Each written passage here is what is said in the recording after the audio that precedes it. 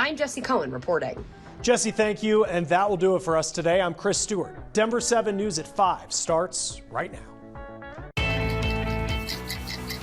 If you just say, well, we're just going to run out the clock, then the clock runs out on some really good ideas, too. A mad dash to the end of the legislative session, sort of. Let's read this at length. I make motion that we read at length. With just over 24 hours left, Colorado lawmakers either stall or attempt to push through as many bills as they can before the session is over. The majority and the minority always run into difficulties during session. Plus, one Colorado town has a police chief again, and he's already ticketing drivers. I appreciate knowing that people are not going 50 miles an hour down Main Street. And a gas price surge, prices at the pump have hit a new record. As President Biden kicks record inflation issues to Congress to help lower costs for families. I want every American to know that I'm taking inflation very seriously.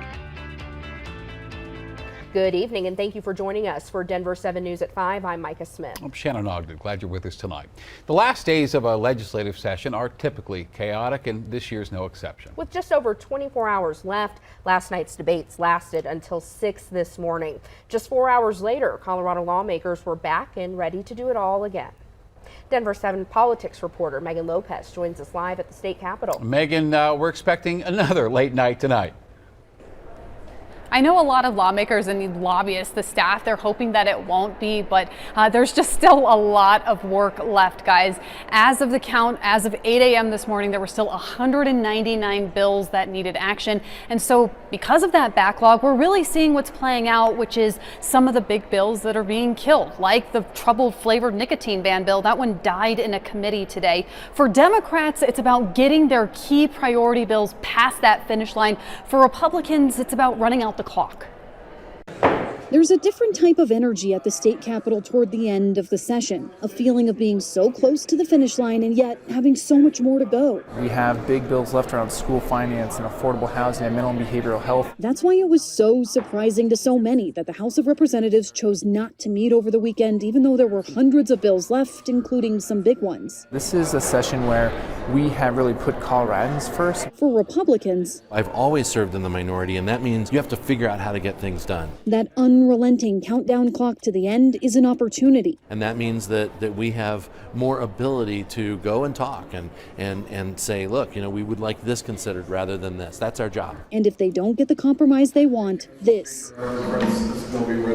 Read at length. Will be read at length. We read this at length. The bill. Let's read this at length. On Monday, for nearly 18 hours with more than 200 bills to go, they ground discussions to a halt with a filibuster, even on bills they support. In the end, we found some compromises, and that's what we're paid to come here to do. You see when we work together what we can accomplish, and you saw that this morning. The House work didn't wrap up until 6:30 a.m. and started once again at 11. And on the second bill back, I'd ask that it be read at length. over in the Senate, Democrats sounded frustrated with how the House is moving. I also think we need to remember that the minority caucus over there is not a group of people that it's easy to negotiate with. Senate President Steve Fenberg places the full blame on Republicans, even if Democrats control the calendar. We're not going to allow the Lord of the Flies caucus keep us from passing a couple of incredibly important bills for Coloradans. I really think that everybody should go back and read Lord of the Flies. If the big bills that are left are going to make it through, it will take a carefully choreographed dance of compromise and calendar management, and possibly another all-nighter at the Capitol. So again, as of this morning, there are about 199 bills left. Not all of them are going to make it. There's just simply not enough time. And for all of the focus on the bills that are still left, Democrats say that they were able to pass about 200 so far this session, so they don't want to lose sight of that. Already, though, there are questions, unfortunately, guys, about a special session and whether that's going to be something that's necessary in order to get some of their priority bills passed. The Senate says that it doesn't want to really start talking about that yet, but if in particular some of that federal money isn't allocated out and the bills needed to do that aren't passed this session, that's something they'll have to do because of the deadlines that are attached to those federal bills. So again, late night, Micah, but we'll be watching it. So much work left to do. Thank you, Megan. And you heard Megan mention that the flavored nicotine ban bill failed today. Going deeper tonight, that bill was controversial because it didn't have support from the governor, and it would have taken money away from a newly passed universal pre-K program. A bill to give all Colorado public school students free lunch will now be on the November ballot. So to pay for this $100 million program, voters will be asked to limit tax deductions for the wealthiest Colorado households. If approved, it would start in the 2023-24 school year, and the current federal program providing free lunch is set to expire in June. Well, today President Biden gave a press conference pleading with Congress to combat record inflation in the U.S. While he did address previous steps his administration has taken to bring down costs, the president spent most of the time slamming the GOP, saying they have no plan to address inflation. They don't want to solve inflation by lowering your costs.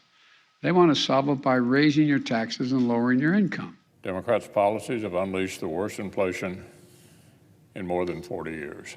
They took an economy that was ready to soar, turned it around, and drove it into the ground. Tomorrow, April's Consumer Price Index will be released. The report is expected to show inflation has already reached a peak, which could temporarily soothe markets. In March, prices jumped to 8.5% higher than the year before. That's the fastest rate in more than 40 years. And gasoline prices hit a new record high today. The national average is now $4.37 a gallon. That is 4 cents higher than the previous record we set in March. Now, just in the past week, prices have spiked nearly 20 cents nationwide. Here in Colorado, the average price jumped 5 cents overnight to $4.10 a gallon. Prices in Colorado now have gone up 15 cents in the last week. Well, crews in Greeley right now working to restore power in parts of downtown after a grass fire impacted power lines this afternoon. The fire started near railroad tracks along 9th Avenue and 2nd Street. No word on the cause. Greeley says it could be hours still before power is fully restored. Adams County now. Crews were quick to put out a small grass fire near I-76 in Lowell. An arson investigator is on scene looking at the cause. Now, no homes were damaged in this fire and nobody was hurt. Well, after going months without having its own police department, tonight the town of Morrison once again has its own officers patrolling the area. This comes after the former police chief resigned 3 months into the job. Denver 7's Ivan Rodriguez sat down with Morrison's new chief of police. Driving into Morrison, it's not uncommon to see police officers on the side of the road writing tickets. Morrison has been known for its speed traps. It has been the primary funding mechanism for such a small town having its own police department, something Morrison's new chief of police says he's aware of. In the past, in the articles, there was that Morrison was a speed trap, that the officers here didn't really do a lot of, I mean, there were other things to do, but they wrote a lot of speeding tickets. Chief Bill Vanilli says he has never been issued a quota by the town board, but it is a perception he wants to change. I really felt that with the stigma that the town of Morrison had in the past, that my leadership style and me being just a person, I would fit in here, and I would be able to change some people's minds about what Morrison was and what Morrison is going to be. While many business owners in town opted not to comment and get involved in town politics, Gary Conti, owner of Tony Rigatoni, is happy to see officers back in town. It's comfort knowing that if something goes wrong in the town, and there are bars in the town, something always goes wrong, you know, especially with the busy summer season coming up with Red Rocks and everything else. Some who live in Morrison told us off camera they don't think a department is necessary for the town of fewer than 500 people, something Mark Harris disagrees with. I don't think it really should be based on the population. It should be based on the traffic coming through here. And with a major concert venue around the corner, he sees the department as crucial. Including the chief, Morrison has 7 full-time police officers and 6 part-time officers. Eventually, the chief says he'd like to have this department cover all 24 hours of the day. Right now, Jeffco deputies work the overnight shifts. So my short-term goal is to be the best police department that we can be with the resources we have so that everybody feels comfortable and safe coming to Morrison. A new chapter for a police department with a long controversial past and a lot to prove if perceptions are going to change. Ivan Rodriguez, Denver 7. We are really depending on our community members to donate funds more than ever. More families to feed and not enough food. Food Bank of the Rockies needs your help filling their shelves. We've had a 70% increase in gas and freight costs just over the last year. And some of the staples that we've purchased have skyrocketed. Very comfortable today, but tomorrow temperatures will push 90 degrees. And dreaming of a California Christmas. The Broncos scored a Christmas Day game, which will include a fun viewing option for kids. Oh, cowabunga, dude. I like it, right?